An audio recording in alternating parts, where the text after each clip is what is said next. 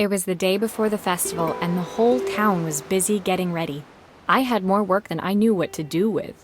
When Joseph called with another job, I was craving the cool quiet of his and Izzy's seafront house.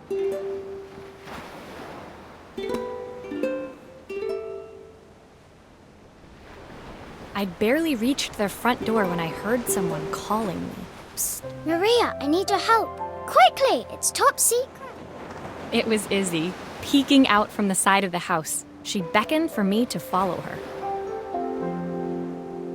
She led me through to a beautiful, unruly garden overflowing with flowers of every color. Nestled among them was a playhouse, its doorway almost completely obscured by a towering rose bush. You have to squeeze past it and breathe in real small, like this. Izzy took in a big gulp of air and crawled through the gap and into the playhouse.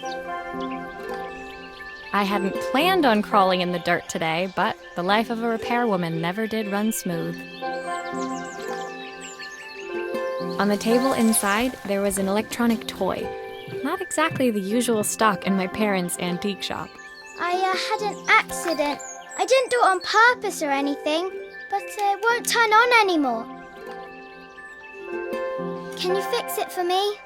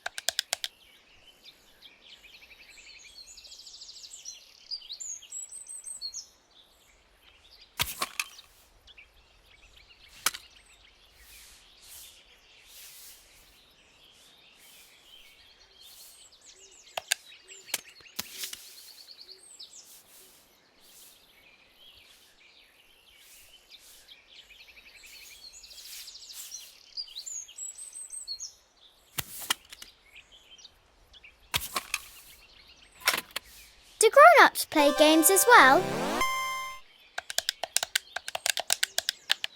Can you show me how to play? I tried before, but it was so hard.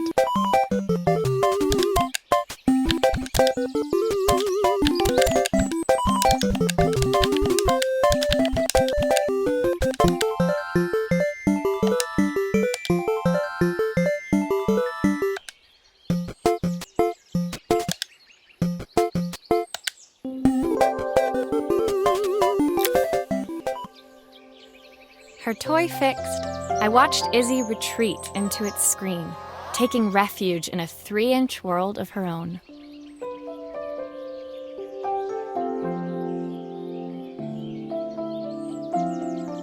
Well, I'd better head inside. Your dad is waiting for me.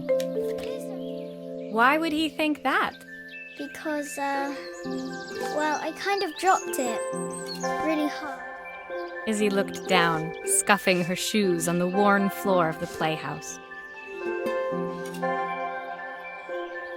My dad said I have to go to this stupid festival tomorrow and put on a stupid dress, and I don't want to. All he cares about is working. He never wants to see me unless it's for his job. I'm not going. He can't make me. With that, Izzy dove back through the rosebush and disappeared into the wilds of the garden. She was so young. She couldn't be expected to see that her dad was struggling too.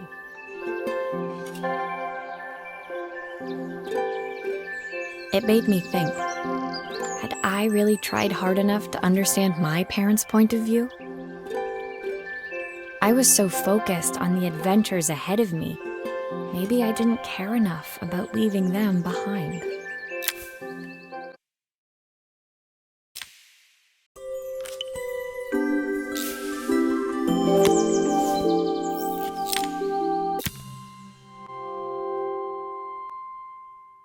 Leaving Izzy hiding in the garden, I walked around to the front of the house and rang the doorbell.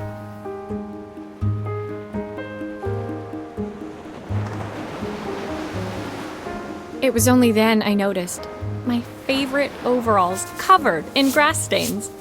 I scrubbed desperately, but it was too late. Maria, what are you doing? What happened to your clothes? I was, repairing a lawn mower. How unusual. Well, do come in. The job... Totally embarrassed, I walked into an orderly room filled with papers and ledgers. So this was his office. You must be so busy getting ready for the festival. Are you looking forward to it? Of course. It's traditional for the mayor to judge food from every cafe and restaurant in town. I'll be declaring the best chef in Bella Riva by this time tomorrow. Speaking of which... He unclipped the watch from his wrist and very carefully handed it to me. I'll have a tight schedule to follow, but my watch stopped working a while ago. Could you see if you can make it tick again?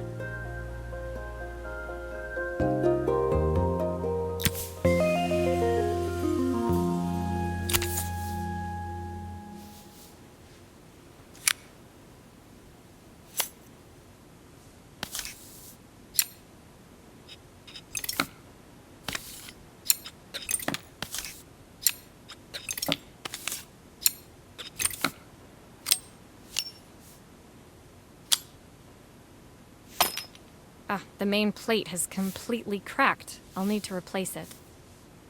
The cogs look good, though. If I'm careful, I can reuse those.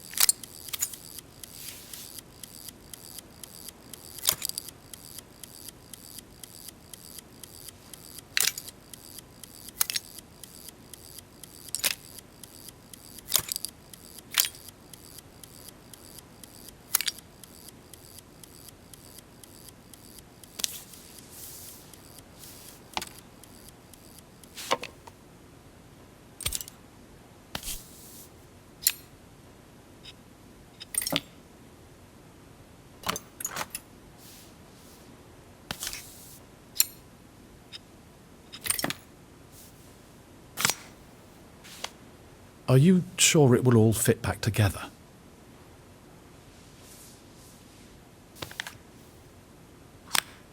I've not gone a day without this watch since my wife gave it to me.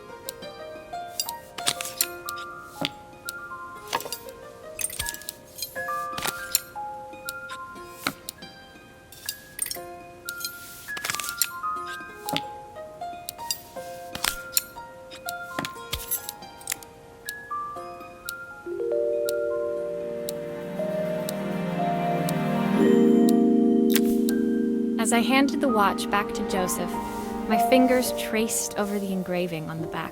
I hoped fixing this was one small way I could help. I can't believe it's working, Maria. Thank you. My wife was a brilliant woman. Feeling this ticking on my wrist, it makes me feel like she's still here.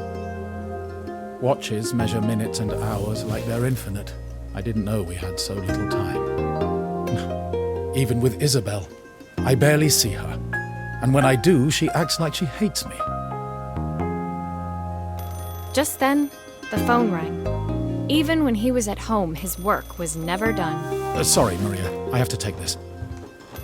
I'll see you at the festival tomorrow. As I left, I turned and saw him pacing the floor of his office, his watch glinting in the afternoon sun. I hoped its quiet ticking would at least bring him some peace during the busy days to come.